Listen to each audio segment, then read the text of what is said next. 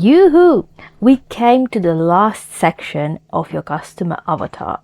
By this time, I would bet you have a lot of clarity around who you're going to serve and who you're going to help or who you are helping at this particular time. Wonderful. Our next section is called Relatability Bridge. We use this section to build as many connections as possible with our clients, and you will use it across all your marketing channels. So, first question would be, who are the role models? So, who do they look up to? Those can be specific historical characters, thinkers, change makers, thought leaders. Those could be general archetypes or general or people that achieve certain things. Why do we need to know that? It is good to know who people look up to use these figures better if we know who they exactly are, to use them in analogies, in metaphors, in our content to be more relatable and to convey our ideas more powerfully. What books or movies do they like? Again, knowing what they're interested in and which literature or movies they are reading, which informational space surrounds them is very important, because you can use their analogies, you can speak their language, you can explain things more easily. So, and quite many of my clients are surprised that their customers in one avatar tend to like certain genre of books, or sometimes more seldom one type of book, especially if people are in one geo and in very close age groups. It is very likely because their development was in one area, they were exposed to certain influences, like they read something at school, they read something in the university, and so on. So books and movies, you can list both if you know that they enjoy watching. The next question, where do they get information from? And sometimes we think, they just Google.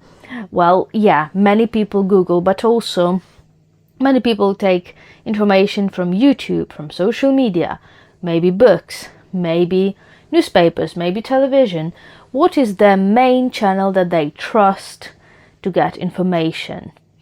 And sometimes it's important for us to know that, because again, we are aware of what they are exposed to, what they're feeding their minds with, and that also can add up to our understanding of how they feel, how they think, and their model of the world. What are their interests? And sometimes, to know it better, you can go to the page of your client, Instagram page or Facebook page, and see, number one, which content are they reposting, because quite often they would repost something they're interested in, or look at which pages they are following.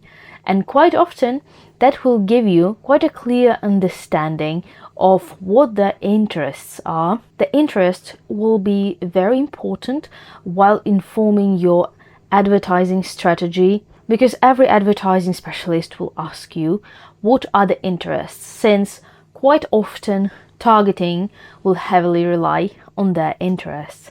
So make sure you added as much as you can in this section. How much free time per week do they have?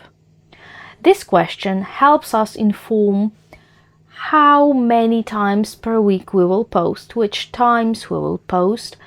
If we try to sell something, how will our product fit into their lives? Sometimes we may try to sell a very good program to a very busy audience, and they will not benefit because they don't have time for it. And in my case, I was providing marketing mentorship, and I thought it would be a good idea to teach the entrepreneurs tech stuff, which in the end I saw that that was not a good idea, because I was thinking, well, I'll teach them tech stuff, they will not be reliant on me, then they will be able to keep going. And it was wrong, because tech stuff frustrated many people and they moved much slower than they could. So I had to pivot. I understood this is a mistake. I changed my strategy and added tech implementation into my program, and then teams started implementing the tech stuff, and honestly my clients grew wings after that. So that's how I underestimated free time that they have on their hands. Not only free time, this question is more nuanced, but free time was also a part of it, because they had a very small fraction of time.